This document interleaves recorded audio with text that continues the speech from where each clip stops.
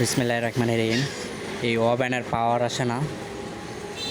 এখন আমরা মিটার দিয়ে মাপে নিতেছি পাঁচগুলা ঠিক আছে কিনা, পাঁচে কোনো প্রবলেম আছে কিনা তাই দেখতেছি।